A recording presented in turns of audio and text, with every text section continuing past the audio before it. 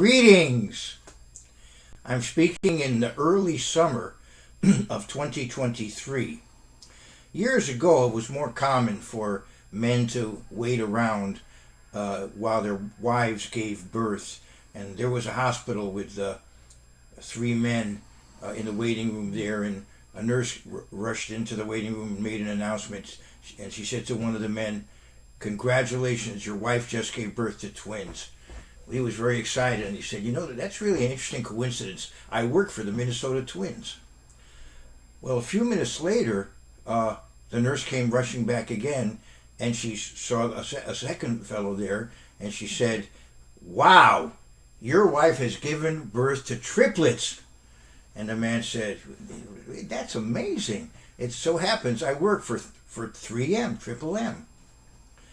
The third man went to get his coat and hat and started walking away. And the nurse said, "What's going on? Where are you going? Why are you leaving?" And he said, "I work for 7-Up." Hope you like that story. Today I want to talk about a delightful day. A delightful day. This delightful day comes once a week. And I'm speaking at the beginning of it, because the day begins on the sacred calendar with dark. The evening and morning were the day, if you look back at Genesis 1. Vayehi Erev, Vayehi Boker, and then Yom Echad, Yom Sheni, etc. Day 1, and then second day, third day, etc.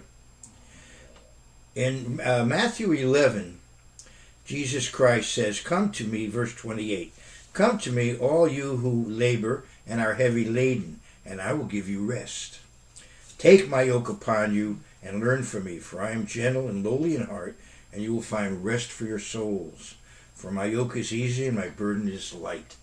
As we keep the Sabbath from week to week, we remember the peace that we receive when we have a right relationship with God through Jesus Christ. In Hebrews, the 4th chapter, I want to go to the 9th verse. The background of this is Psalm 95.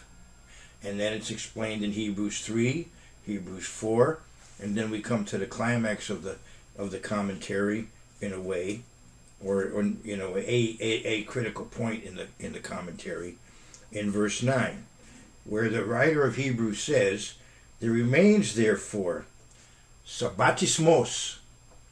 There remains a Sabbath observance, a Sabbath rest for the people of God. What's he talking about? He's talking about the reward that we know is ahead if we're converted Christians. That reward is a rest. It's the rest. And as we keep the Sabbath from week to week, we look forward to that reward. It's a foreshadowing, as the Jews say, it's Me'ein Olam Haba. One of the songs we used to sing in the yeshiva had to do with that. Me'ein Olam Haba. It's a glimpse of the world to come. The Sabbath is a glimpse of the world to come. All the way through the Bible, you see references to the Sabbath, from Genesis on, and all the way through. And in the later books of the Bible, I'll show you later a reference in John, one of the last books to be written, the Gospel of John. And very likely the last book to be written, the Apocalypse, the Revelation. Maybe Revelation 1:10 is talking about the Sabbath. Here John is talking about the Lord's Day. And different Bible scholars have different views of what he's talking about. Is it another way of saying the day of the Lord that you read about in other verses? Because that's the context of Revelation. It's a vision of ultimately of the day of the Lord. Much of the book is referred to that. Although his initial vision is an immediate one. He has a vision of Jesus Christ. But it could be that it's talking about the fact that he saw this vision on a Sabbath. Because Jesus Christ says he's the Lord of the Sabbath. And all through the Bible, the Sabbath is the Sabbath of the Lord. So the Lord's Day in Revelation 1:10 may be the Sabbath. Now, of course, later on, in the Greek-speaking world, that term, Lord's Day, came to be associated with Sunday. but that doesn't necessarily mean that was the original intent in Revelation 1:10. In any case, the Sabbath day is, of course, what we call in English Saturday.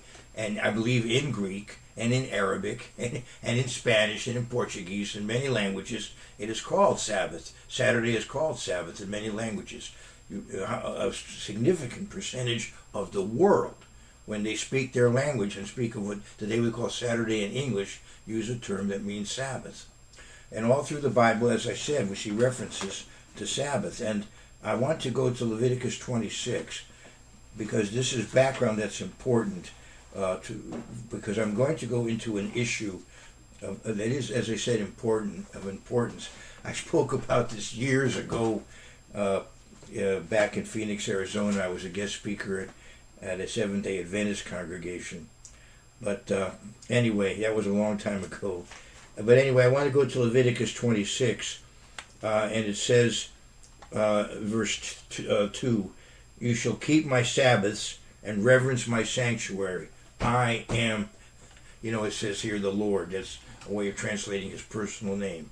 I am, YHWH, however you want to translate that. Yahweh, Adonai, Hashem, the Eternal, the Lord, capital L, capital O, capital R, capital D. And it's important to God that the Sabbaths are kept. And it may be plural here because it could include the annual days of rest. But in any case, Sabbath comes every week. And it's important to observe the Sabbath. And all through the Bible, you see the importance of keeping the Sabbath. And you see God is very displeased when it is not kept. We see in Jeremiah 17, he's concerned with people not carrying a load on the Sabbath. And in other words, it's not a day to do that kind of labor. And also we see in Nehemiah 13, he was concerned because now the Jews had come back from captivity, and one of the reasons they went into captivity was breaking the Sabbath. And he said, let's be careful now. We're back in our own land, and we need to be keeping the Sabbath. Look at Nehemiah 13. Now, in the wilderness, during those 40 years of wandering, violation of the Sabbath was a capital offense. It was that critical. And I'll say more about that wilderness experience in a moment. So you see, when the Jews came back from captivity, they were still violating the Sabbath in many cases. And so Nehemiah really clamped down about it. And over time, the rabbis, the spiritual leaders of the Jews, in Jesus' day, the scribes and Pharisees, became extremely strict with the Sabbath, and it became extremely complex. And one can respect and understand perhaps why they did what they did, but they overdid it. They were too rigid, too complex with the Sabbath. Having kept the Sabbath as an ultra-Orthodox Jew, yes, I enjoyed the Sabbath. One can't adjust to all of the complex do's and don'ts, and one can really enjoy the Sabbath. But on the other hand, a lot of them can certainly be a problem of inconvenience and burdensome and complicated, and it can cause some people to, in effect, throw out the baby with the bathwater. They're so concerned with what they can and can't do on the Sabbath, they finally just sort of throw it out altogether. But I will say that for many Jewish people, even if they are not religious, they understand the importance of the Sabbath. And they gather together for Sabbath celebrations. It's called an Oneg Shabbat, a delight of the Sabbath. And I'll get into that in a moment. And they may have cultural events, and they may not be religious, but they may have educational and cultural events on the Sabbath because they still believe it ought to be respected even in a secular way. But I want to talk about the problem that Jesus dealt with in his day regarding the Sabbath. He was coming to help people understand the Sabbath. Yes, we keep the Sabbath, but we don't have to keep it in the way the Pharisees demanded. The Pharisees had made the Sabbath a rather burdensome institution, very complicated. there's an entire tractate of the Talmud, an entire volume of the Talmud, mostly concerned with observance of the Sabbath. It is a very complex observance, and let me show you the basis for much of what is taught. Let's go to Exodus 35.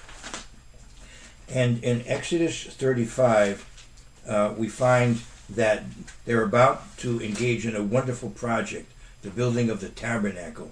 They're about to gather materials for the tabernacle. But before they do, Moses warns them about the Sabbath. Look at verse 10 about the tabernacle.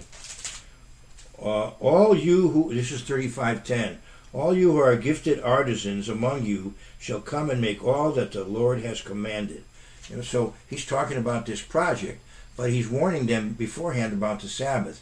So evidently he's telling them, as important as this project is, we still have to rest on the Sabbath. So right before he talks about the tabernacle, he says, work shall be done, verse 2, for 6 days, but the seventh day shall be a holy day for you, a Sabbath of rest to the Lord. Whoever does any work on it shall be put to death. As I said, during that period of time it was a capital offense. You shall kindle no fire throughout your dwellings on the Sabbath day. And this may very well refer to the kind of work that would be done in preparation to work on the tabernacle, getting the tools ready and so on. Fires would be lit for that kind of project. This particular law is not stated to be a permanent matter, and I don't think it's repeated again anywhere else either. So the context of it should be kept in mind. And unfortunately, I believe that the Jewish tradition has been too rigid with this. In other words, nowadays, an Orthodox Jew will not strike a match and light a candle on the Sabbath. And so we have the tradition of Sabbath candle lighting that many of you are aware of. Maybe you've seen the movie Fiddler on the Roof. 18 minutes before sundown, the Jewish tradition is to light Sabbath candles so that there is heat and light in the home for the Sabbath. There's a practical reason why it was instituted. But as I said, to me, it seems to be an overly rigid interpretation.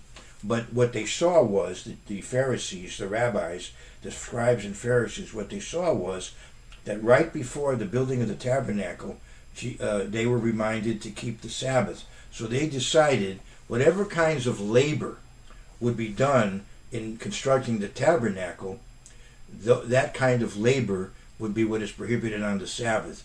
And they came up with 39 categories. And these categories, of course, have derivative categories, subcategories. For example, you can't plant on the Sabbath. Well, in that case, they decided a derivative of that is you can't water a plant, because that contributes to the growing of the plant. If you plant it, it's so that it will grow. If you water it, it's so that it will grow. So we have the overall avot, the overall fathers, the principal categories of work. Then we have the toldot, the offspring. We have the derivative of them. And there are 39 categories of labor prohibited on the Sabbath. I'm going to read from the Mishnah. The 39 categories of labor.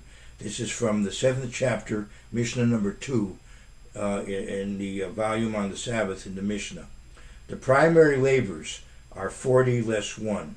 Sowing, plowing, reaping, binding sheaves, threshing, winnowing, selecting. Pardon me, I can't get into all of this, but it is quite complex, I can tell you. Some of you have heard of gefilte fish. Gefilte fish are like balls of fish. Rather tasty, although Sephardic Oriental Jews tend to make fun of it, but European Jews love gefilte fish. In any case, why is gefilte fish eaten on the Sabbath? So that we don't have to pick the bones from the fish, go through that process of picking the bones out. We take beforehand, we take deboned fish and wrap it up, make them like a ball out of it. Gefilte fish. Anyway, winnowing, selecting, grinding, sifting, kneading, and baking, shearing wool, bleaching, hackling, dyeing, spinning, stretching the threads, the making of two meshes, weaving two threads, dividing two threads, tying or knotting and untying, sewing two stitches, and tearing in order to sew two stitches, capturing a deer, slaughtering or flaying or salting or it, cutting its hide, scraping it of its hair, is the explanation of the cutting it up, writing two letters, and erasing in order to write two letters. Over the erasure, it's explained here. The translation is a little bit free. Building, pulling down, extinguishing, kindling, striking with a hammer, and carrying out from one domain to another. These are the 40 laborers less one. And as I said, to really go through all the explanation of this, it's quite complicated how it all works out. But Jesus Christ deliberately violated some of these to show that the Sabbath didn't need to be this ponderous, this complicated. I have a book here. Can they see that in the picture? Mm-hmm. This is a book for children on the 39 Avot Melacha, the 39 categories of work on the Sabbath, and it's beautifully illustrated, and it goes into the the building of the tabernacle. Are you seeing this? The building of the tabernacle, and then it's very beautifully illustrated. But I want to go to page 11, and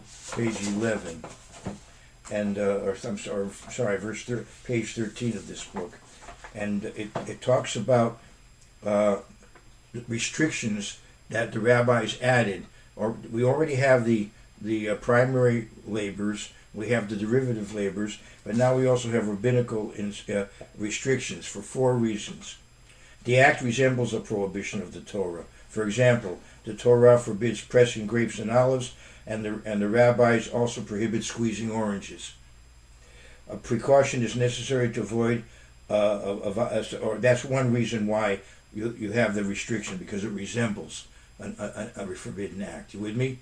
A precaution is necessary to avoid violation of a Torah prohibition, so it's a protection, right? For example, the Torah forbids picking fruit, so the rabbis do not allow smelling attached fruit either.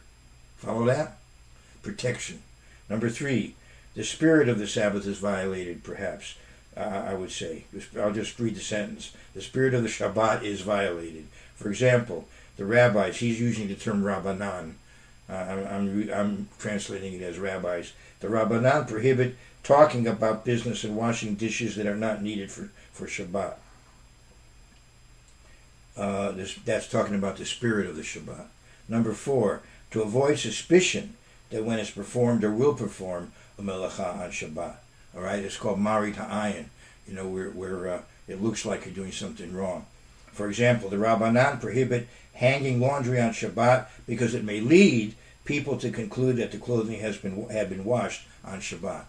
Okay, so you see, it does get rather complicated.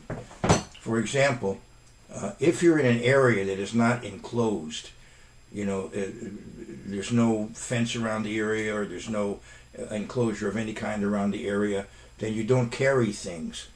And so many Orthodox Jews will make a tie bar out of their key, so that they're wearing the key, the tie bar, wearing the key, so they don't have to put it in their pocket and carry it. You follow what I'm saying? Also, you may have read the book, The 9 Nations of North America, by Joe Garreau, back in the 80s. He kind of was flustered as to what the ultra-Orthodox Jews had against tearing toilet paper. They don't have anything against tearing toilet paper except on Shabbat. And so we had to have paper that didn't have to be torn, or we had to tear the paper in advance. Follow what I'm saying? It can get complicated. And one thing I wanted to talk about, you find in Acts 1 and verse 12, the Sabbath day's journey. If you look at Joshua 3 and verse 4, and I'll go there. I'll go to Joshua 3 and verse 4. It talks about an area around the Ark of the Covenant. Joshua 3 and verse 4. It talks about an area around the Ark of the Covenant I'm in the 5th chapter. I have to go another page or so here. So this gives you a chance to look it up if you're following along with me. Let's go to 3:4. Okay. Yet there shall be a space between you and it, about 2,000 cubits by measure. Do not come near it, that you may know the way by which you must go, for you have not passed this way before. 2,000 cubits, or roughly 5/8 of a mile, a kilometer. Okay, a kilometer. And now I want to go to Numbers, the 35th chapter, and the cities of the Levites. And there's an area of 2,000 cubits given for their cities, from one end to the other. Again, a kilometer. I want to go to 35. I'm going to go to verse 5. Okay, Numbers 35:5. And you shall measure outside the city on the east side 2,000 cubits, on the south side 2,000 cubits, on the west side 2,000 cubits, and on the north side 2,000 cubits. The city shall be in the middle. The city shall belong to them as common land for the cities. So we have an area of 1,000 cubits on one side, 1,000 on the other. Cities in the middle. So you have an area of 2,000 cubits, and so that became a Sabbath day's journey. Now I used to go to the yeshiva in the Catskill Mountains, and to go out when you wanted to walk out into the woods on the Sabbath, you weren't supposed to go more than a kilometer out into the woods, into unsettled territory. So one thing you could do, though, again, there's a lot of complex rules here. So if you put out some food, if you went a certain distance and put out some food, like they put out a box of food, let's say, on Friday afternoon, let's say we went out there and put a box of food out there at a certain point. That established a level of residency there. So now I could go 2,000 cubits beyond that point. So if I wanted to, I could have a fairly nice walk on the Sabbath. If ahead of time I went, like a certain distance, put up some food out there, a box of food, let's say, and then from there I could extend another 2,000 cubits from there. So by that time, and by the time I walk back, it'd be a pretty nice walk. You follow? Okay, so anyway, that gives you some idea of the complexity of it. And so Jesus Christ came and said the Sabbath was made for man, not man for the Sabbath. So that's the problem that we're dealing with. It became very complex, and he was trying to reform. Trying to reform from within. He came as a rabbi, and he was trying to, in effect, recapture the spirit of the Sabbath. He felt that he's the one that gave the commandment in the first place, so he knows how it ought to be kept. I want to go to John and to the 5th chapter there, and this was a Sabbath being talked about here. Excuse me. He heals on the Sabbath, which is already a problem, because why can't you just wait till dark?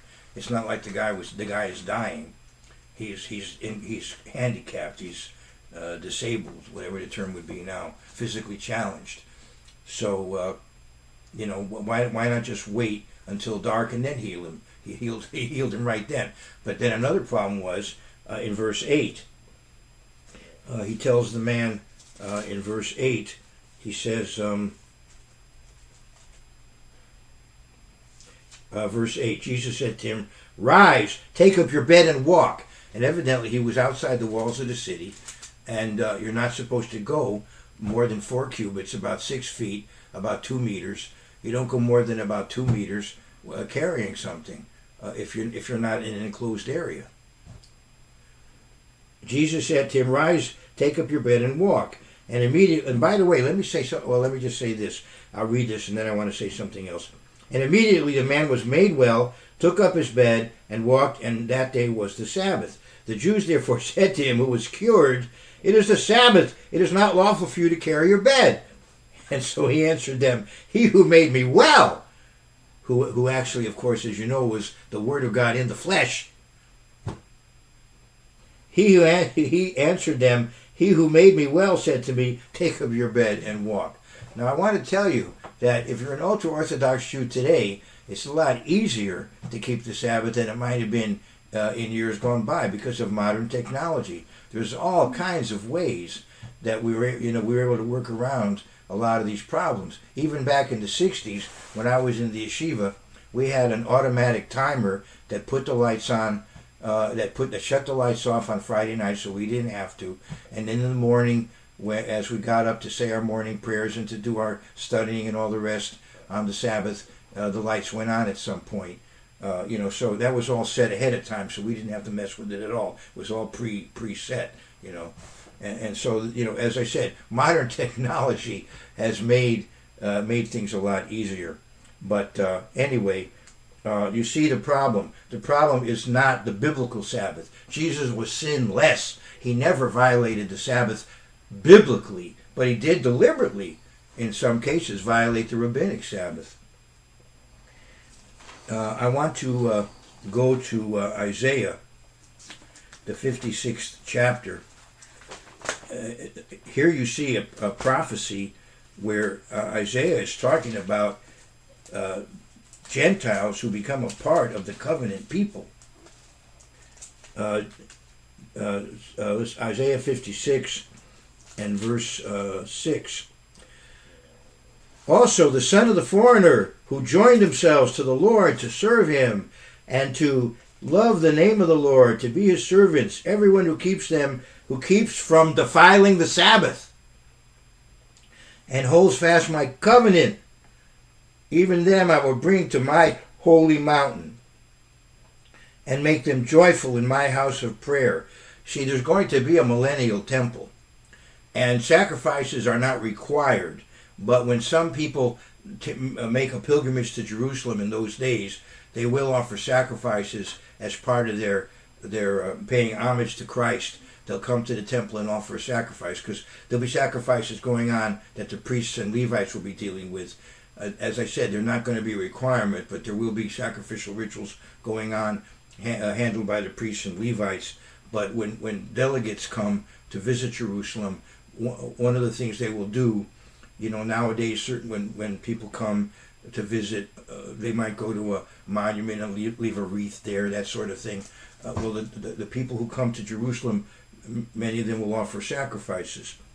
Let's go into verse 7. Even them I will bring to my holy mountain, and I will make them joyful in my house of prayer. Their burnt offerings and their sacrifices will be accepted on my altar. For my house shall be called a house of prayer for all nations.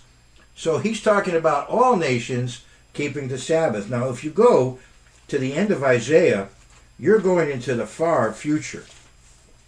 Because if you look at the 65th chapter, look at the context of the end of the book of Isaiah. I want to go to Isaiah 65 and around verse 17.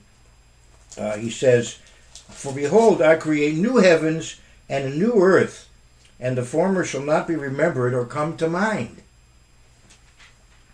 So you see the context here. But be glad and rejoice forever in what I create. For behold, I create Jerusalem as a rejoicing, and her people a joy. I will rejoice in Jerusalem, and joy in my people. The voice of weeping shall no longer be heard in her, nor the voice of crying. See, this reminds you of what it says in Revelation about the New Jerusalem. So you see the context here. So we're talking about the far future, and look at what's happening in the far future in Isaiah 66 and verse 20.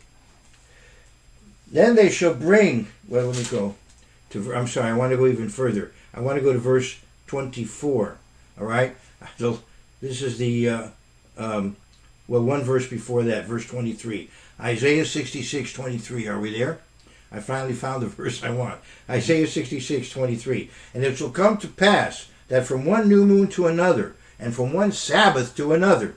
So what calendar are they using then? Are they using the Roman calendar in current use? No. They're using what we call the Jewish calendar, the Hebrew calendar, what I call the sacred calendar. That's the calendar that will be in use when Christ rules this world. And it shall come with the resurrected saints under him.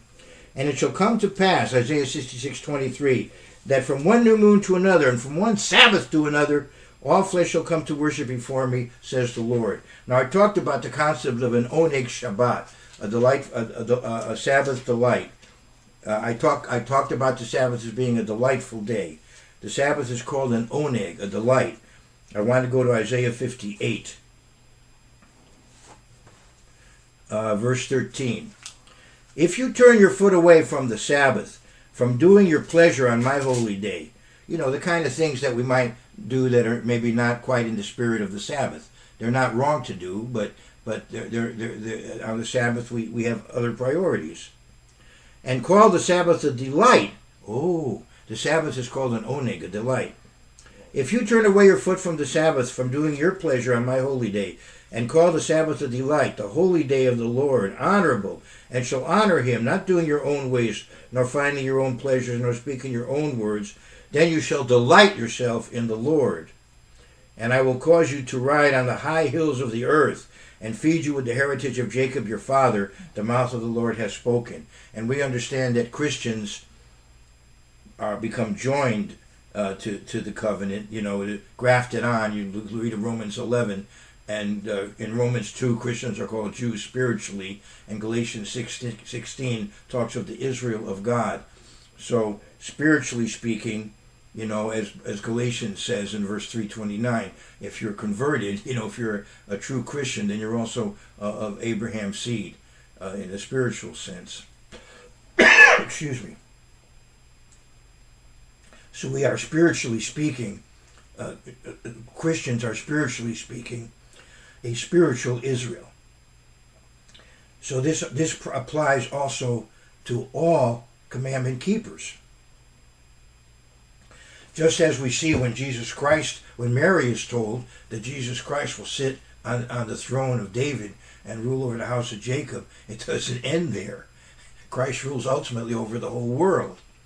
And this Torah that was given to the children of Israel is going to be the foundation for the world, for the laws of the world in the kingdom of God. And of course the New Testament elaborates on that, as Isaiah 42:21 says. That in the Sermon on the Mount, Jesus expounded upon the Torah, and he gave the spiritual intent.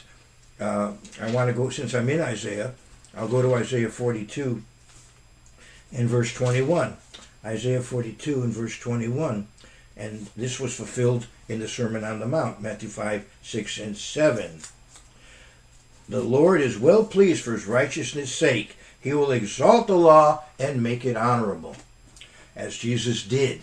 And one thing Jesus did was get us back to a proper understanding about the Sabbath. And in Mark, the second chapter, he allowed his disciples to deliberately break a rabbinic ordinance regarding the Sabbath. I'm in Mark 2, and I want to go to verse 23. Now it happened that he went through the grain fields on the Sabbath, and as they went, his disciples began to pluck the heads of grain. The Pharisees said to him, "Look what they do. Why do they do what is not lawful on the Sabbath?" It's rabbinically not lawful. But he said to them, and he compared the Sabbath, which is a special sign of the covenant. Yes, it's the fourth commandment, but God also set it aside as a special sign of the covenant in Exodus 31.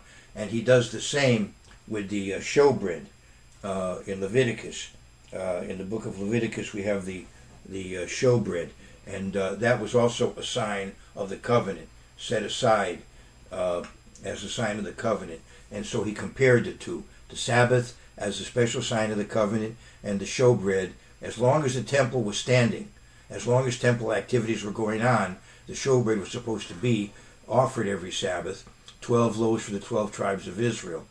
So he compared those two and showed how David and his people had violated the rules involving the showbread, and so he's in effect making a comparison.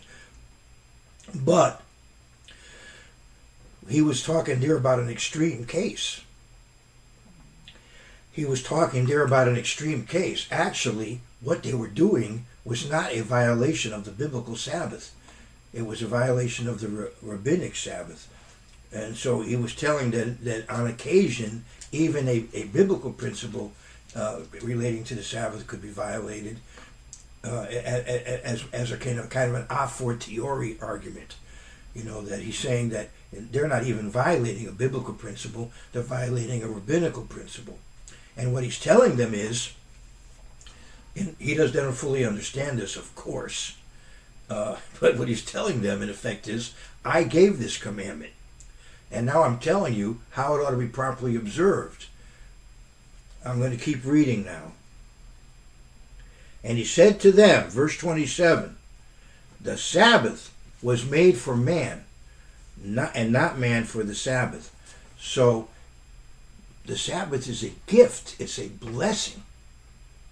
We find it in the beginning of the Bible and all the way through. The book of John, which I quoted earlier, talking about how to keep the Sabbath, was one of the last books written of the Bible. And if Revelation 1:10 is talking about the Sabbath, it's just it's a possibility that that's that conclusion of the Bible. But in any case, all through the Bible we see reference to the Sabbath, and here he says that the Sabbath was made for human beings, not any specific ethnic group. It was made for human beings. And he said to them, the Sabbath was made for man, and not man for the Sabbath. Therefore, the Son of Man is also Lord of the Sabbath. Jesus Christ is the Lord of the Sabbath, and he has the authority to tell us how to keep it. And so he's telling us, keep the Sabbath, but you don't have to do it according to the complex do's and don'ts that were added along the way. We can understand the motivation involved, but at the same time it had gotten out of hand. So let's get back to a balance here. Let's keep the Sabbath, but in a balanced way, because the Sabbath is a delightful day. All the best. By the way, if you hear this on the Sabbath, Shabbat Shalom, good Sabbath to you. All the best to you and yours.